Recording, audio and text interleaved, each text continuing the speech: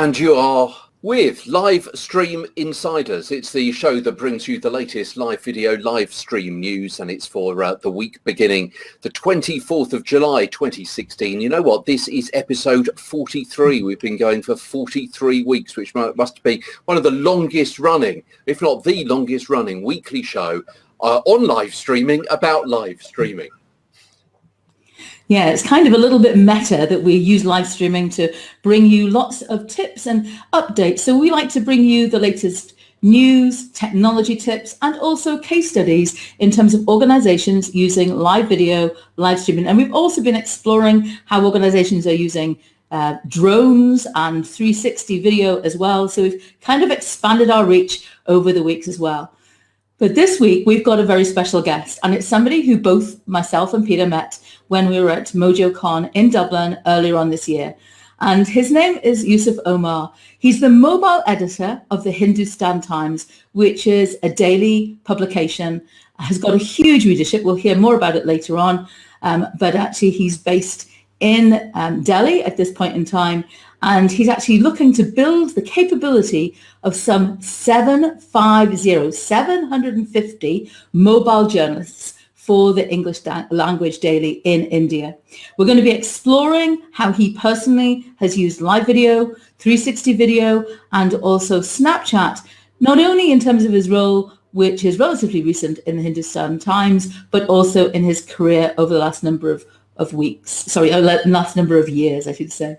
What we always try and do is we keep it to 30 minutes. So let me start the clock. The reason behind that, of course, is because otherwise, you know what, us as presenters and also, I guess, other broadcasters as well and our guests as well, you know, if it's open-ended, then you know, Yusuf will know, if you've got a eye on the clock, then it makes people much more to the point, us included. I'm a great one for rambling, it does have to be said. But so we've got ourselves a bit of a deadline with just under 30 minutes to go. So we'll all three keep an eye on the clock and squeeze as much information and tips and so on as we possibly can into the next 30 minutes. So Yusuf, reading his bio here, currently mobile editor at the Hindustan Times, as Krishna just said, recently researched Snapchat storytelling at Duke Media Fellow in North Carolina in the USA.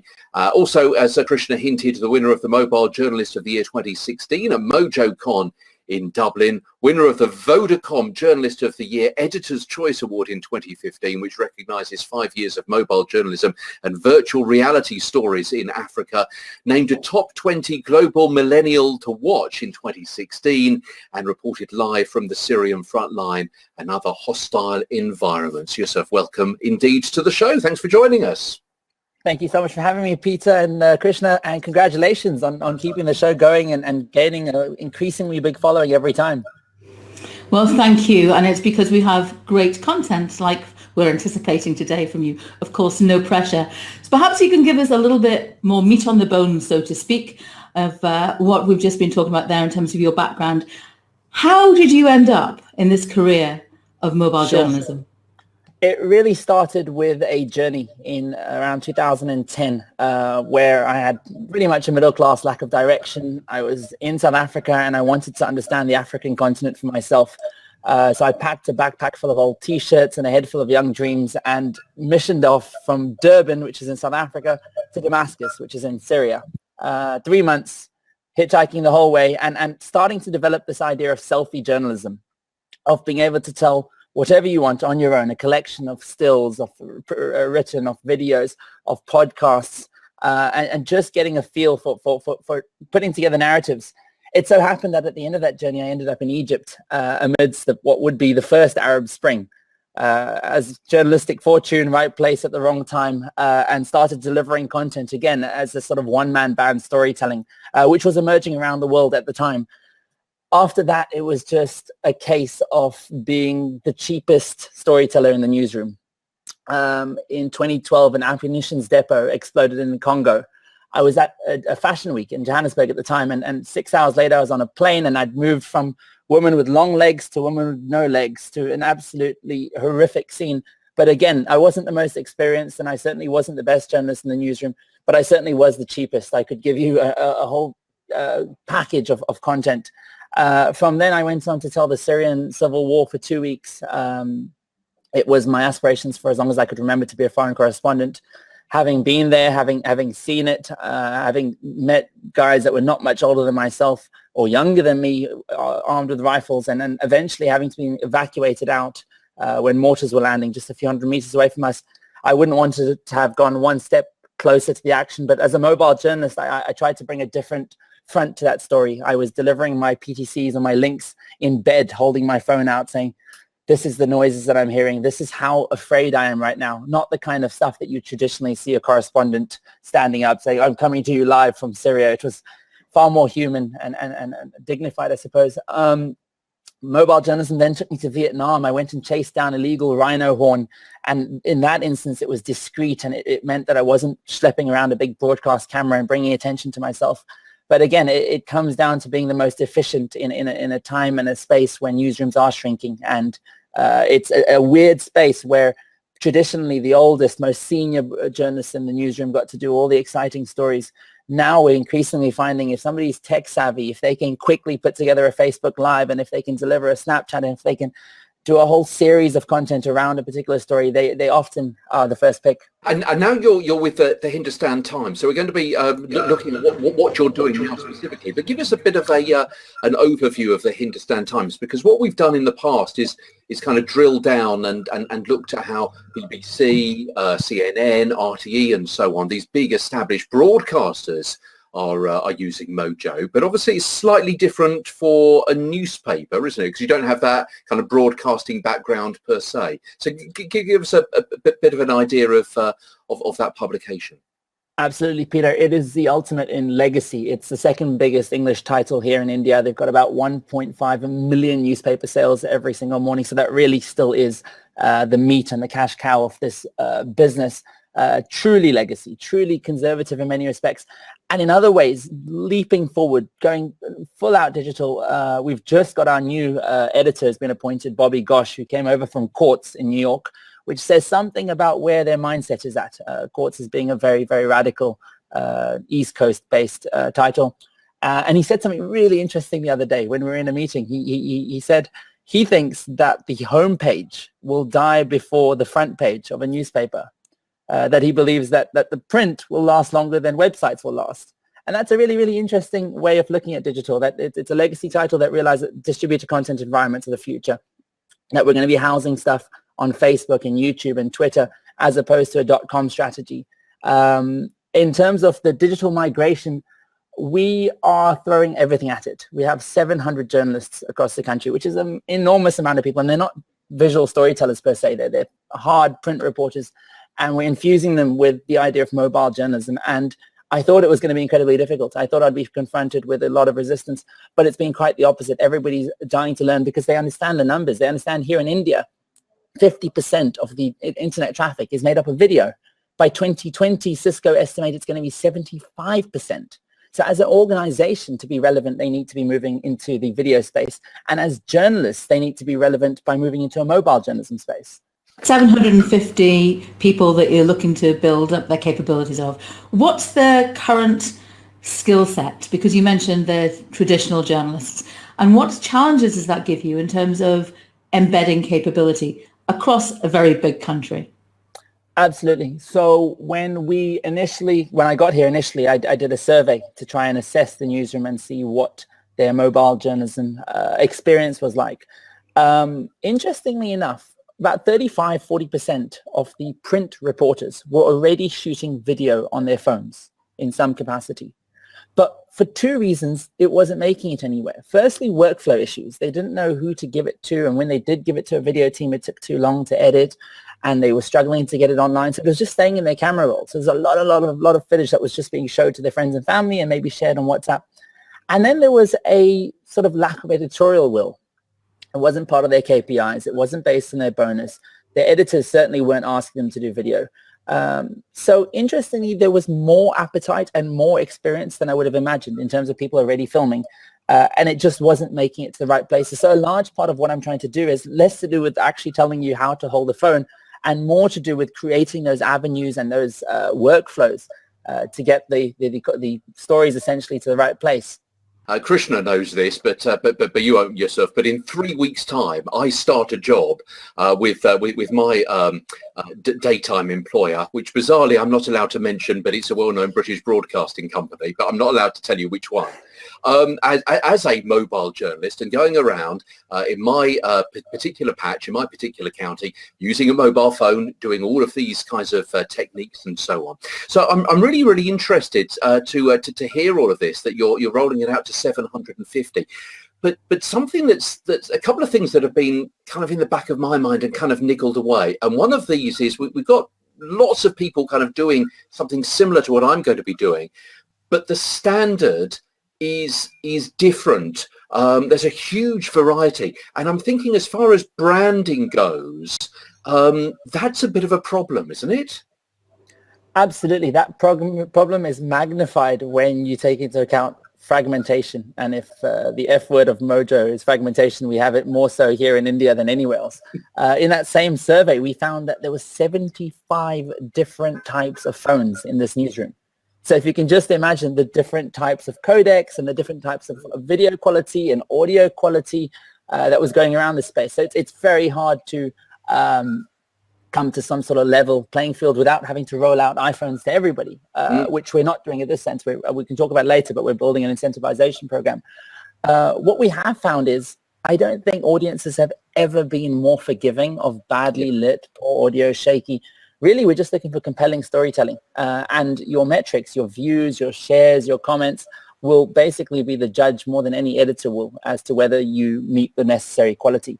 So I think we are looking at quality in terms of how far your piece is traveling, and less to do with whether your font looks like the next person or whether you are using the same branding on the front and back. For me, that's secondary. For me, primary is, are you a good visual storyteller, and are people engaging with your stuff? And a lot of that is something which comes over time. You can sit someone down with an app, can't you? And you can show them how to use it in 20 minutes, half an hour. But it's actually the visual storytelling about seeing the angles, and especially people who, well, my background is audio, so I'm kind of perhaps halfway there. But people perhaps whose background is just text, that's another step further that they've got to go, isn't it? Furthermore, we even want to take it one step further. It's the ability. So if you think journalism is essentially going in a robo kind of way, right? We have algorithms to write text. We have software to go through social media and decide for what could and couldn't be real, check in tech. So that's robo. And now we're trying to create a robo cop journalist, who is somebody who encompasses all of these skill sets, but also the ability to get to a story and identify, this is the time for me to shoot a 360 video. This is when I should go live on Facebook. Oh, this is really good for Snapchat. To make those decisions that aren't always based on data, but based on gut instinct, and creating that understanding of what kind of story fits on what platform. That there's no shortcuts around. It's experience. It's having watched a lot of content. It's having engaged with other people's stuff.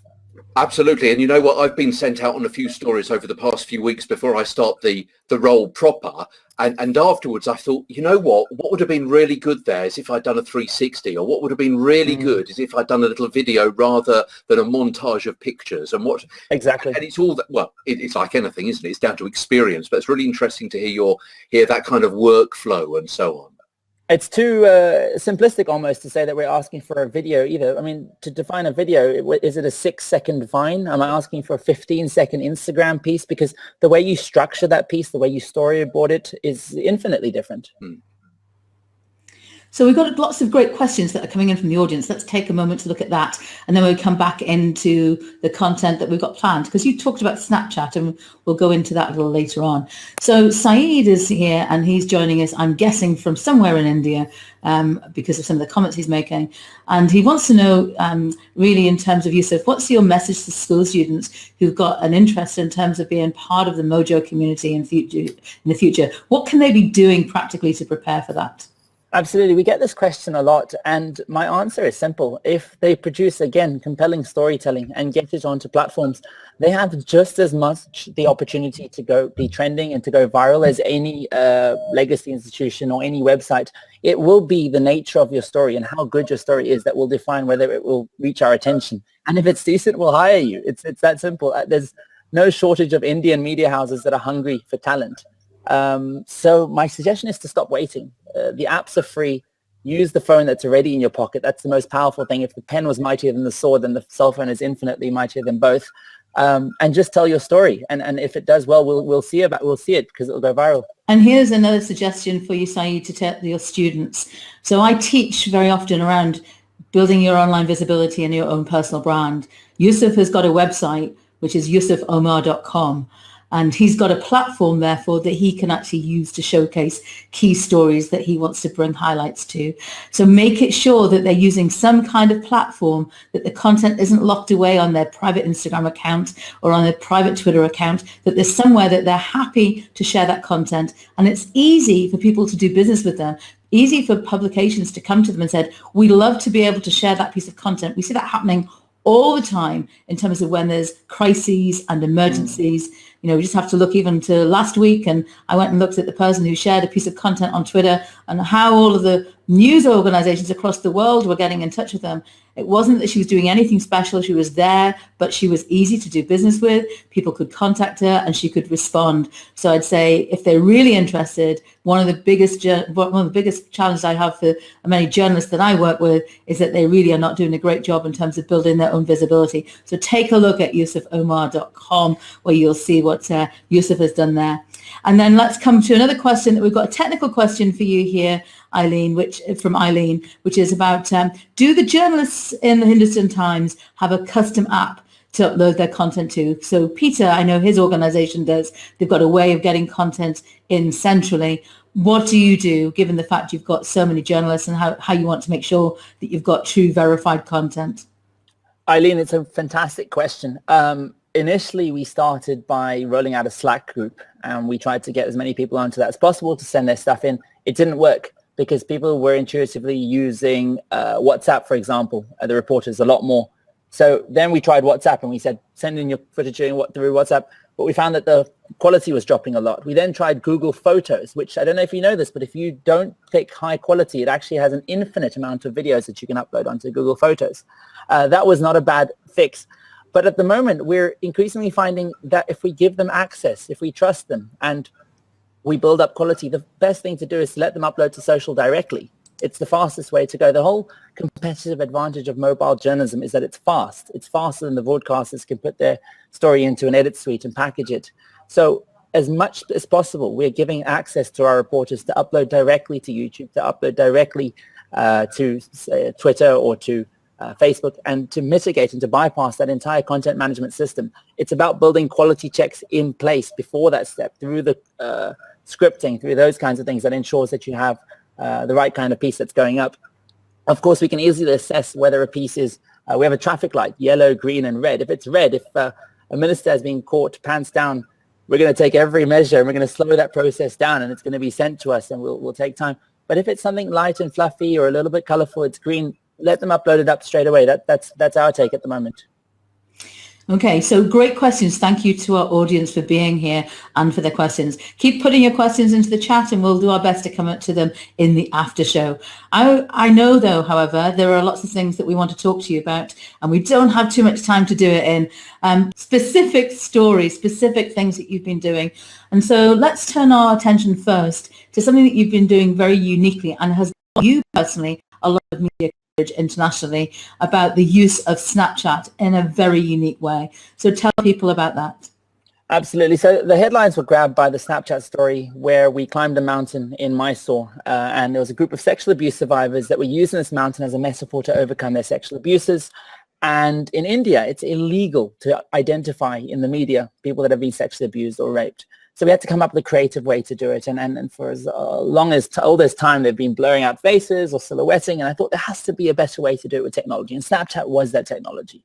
It offers face masks, and the young woman had the opportunity to flick through like a selfie, holding it out, and pick something that they felt would do the best coverage of their faces. So it left them feeling somewhat empowered. As a storyteller, they trusted me. You had access to their eyes. You can see. What I don't know is that we've been using Snapchat throughout this entire newsroom, and for various reasons. One of those reasons has been because it lives on the cloud. Again, going back to our fragmented newsroom where people often don't have memory on their phones. With Snapchat, a lot of our reporters are shooting, they're snapping. It's up on the cloud. We can pull it and we can repurpose it for various various platforms. And of course, fundamentally, it's just a really great linear storytelling experience. Whether people realize it or not, when they're producing a Snapchat story, they're essentially putting together their first video edit. They're putting a series of shots back to back. And we found it quite an effective and easy way of teaching people to edit. So just in terms of the use of Snapchat, tell us about how you made that happen. What were some of the things that you thought about as a storyteller to actually encourage that to happen? In the newsroom, well, fundamentally, I had to find an app that was going to work across everybody's phones. And it offered that exact purpose. As a trainer, I needed something where I could have one-to-one communication with every single reporter in this newsroom. And Snapchat offers that to me. I can watch their footage as I click through, and I can give them a very personal little video saying, I like this, I didn't like that, let's try something different next time. And of course, it's got all of those ingredients that make for good digital storytelling. It's got the text, so people can watch things without the audio on. It's got the emojis to get across perspectives or language that you can't quite sum up with words. But the big gamble is on vertical video, and that seems to be a gamble that nobody's really taken. Everyone's flirting with it, and we know that the numbers suggest that on social media for short videos, vertical video seems to do better. But that's been a real commitment that we're having to go down. But of course, Snapchat's just one tool, and that's really how we're looking at it. The whole world is trying to focus on how to become more discoverable on Snapchat, how to get more followers. We are simply using it as a video editing tool, something that you shoot in, you put stuff, you put elements on, and you export, and you can repurpose that on all sorts of platforms. So the notion that it's ephemeral, that it only lasts 24 hours, is not exactly true. And even when it is true, we're finding that our engagement within that 24-hour period is higher than other platforms. When we load up a video onto Twitter or Facebook, it's buried down in your timeline within an hour and a half, an hour or so. With Snapchat, every single time we add another element to that story, we come right back up the top of people's timelines, and we're relevant, and our shelf life is even longer. And what do you think was the reason that you personally got so much coverage, including on the BBC, around this particular story, that people could actually take from, because that goes back to some of the questions people had around discoverability? Yeah, I think people have been obsessing with Snapchat as being this really juvenile sort of app that people use to send nudies, and they're not focusing on the immense technology that's gone into that app. In terms of why it got so much awareness, I think it had the ingredients of a sexual abuse narrative coupled with Snapchat, and Snapchat is the flavor of the month at the moment, and rightfully so. I mean, if you look at the stable of apps that are around, you've got WhatsApp, Instagram, Facebook Messenger, all owned by Facebook. Snapchat is really the only outlier that's still growing, seeing as Twitter's not really growing anymore. And that's why it's getting so much attention. But I think it's so misunderstood. I think people are so concerned about, oh no, this is just a fluffy medium and we'll use it to tell soft stories. And the realization that you can tell very serious and very intimate and very personal narratives. And really, the platform doesn't make a difference. It's what we do with it that matters. Okay, well, let's pick up on that, the platform and what you do with it. But what about live streaming and 360? Because all broadcasters and everyone else still trying to kind of find exactly the niche for the best time they should be used. And I'm kind of thinking that, breaking news conferences, Q&As for live streaming, probably on Facebook Live or Periscope as a second choice, usually for that kind of thing. And 360, I'm thinking of scenes, whether it be beautiful scene or whether it be the scene of a news story, a riot or a fire or something like that. Would you agree? How have you been experimenting? So for me, Facebook Lives are really simple. And lives in general, it goes back to what made lives so successful on television with sport and stuff. And it's one word, it's suspense. It has to be the kind of story where even the content creator, myself, holding the phone, doesn't know where the narrative is going to go, where there's an A and a B option. That's why the watermelon was successful with BuzzFeed, because nobody knew how long it'll take for that watermelon to explode. That's one. 2, engagement. If you can bring the audience into your process, that's one of the finest lives that you can ever produce. We're currently working on one with the police. So we've got a stat that 2% of the police sketches that they do on suspected criminals, when you give the information and they try and draw it out, 2% of them are supposed to be accurate. So we're going to get one of these sketches right here into the studio. We're going to show the audience a picture, and they're going to describe it and in that comment section, and the sketch artist is going to have to draw it based on the descriptions. That's bringing your audience thoroughly into the process.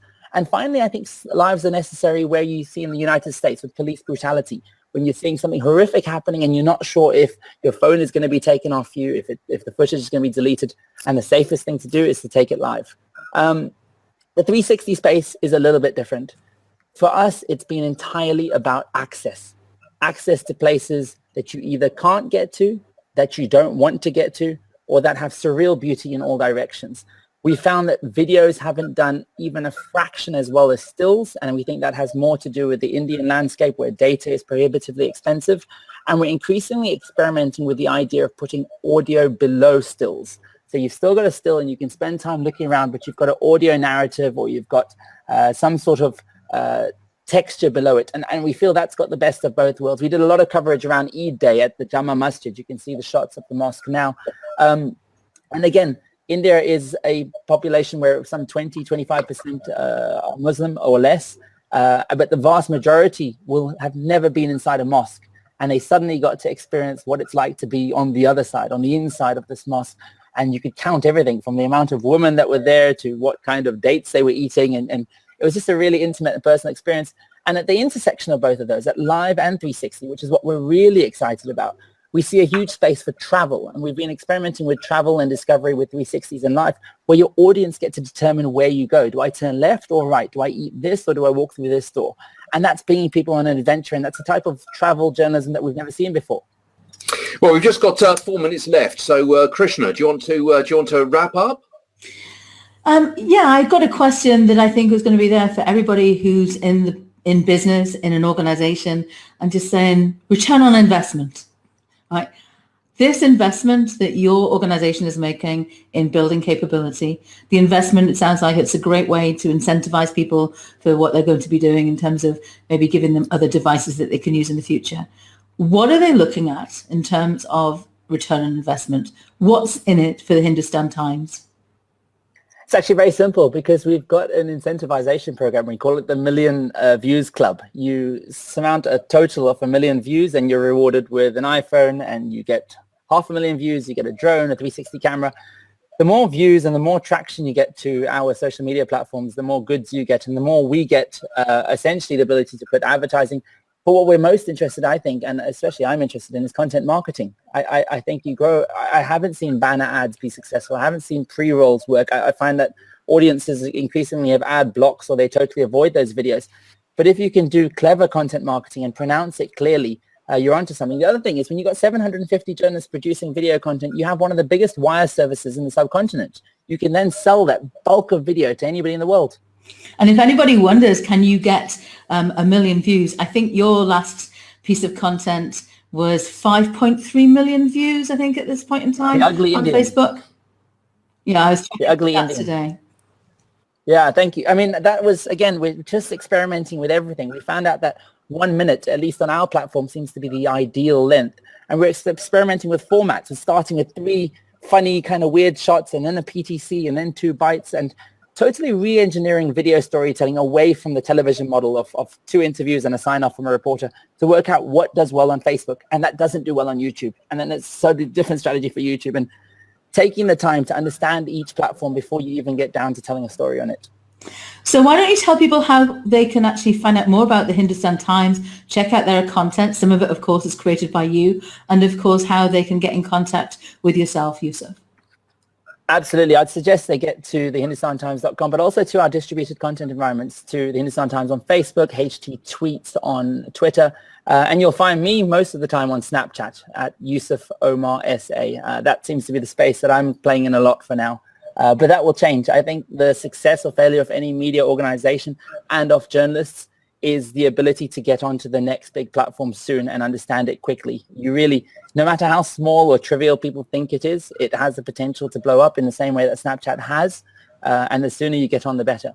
Fascinating stuff. Really appreciate you joining us, especially for me personally at this time, with a couple of weeks to go before I start doing something similar. Hopefully I can emulate, even to a small extent, what you and your colleagues are doing. Come to Delhi. Come and you can only see it if you believe it if you see it. So you have to come and visit us at the newsroom here at the Hindustan Times. Well, that would be fantastic. I don't know whether my local local budget stretches that far, but yes, I shall pitch that in my meeting at 11 o'clock on Thursday morning. Snapchat, 360 video, live streaming, the training teams, the workflows, the challenges, the reward scheme. I like that's going to go on that meeting memo, and the stats and a little bit of take. So thank you so much indeed for joining us. I've learned an awful lot and made a whole heap of notes as well. Really appreciate you coming on board, sir.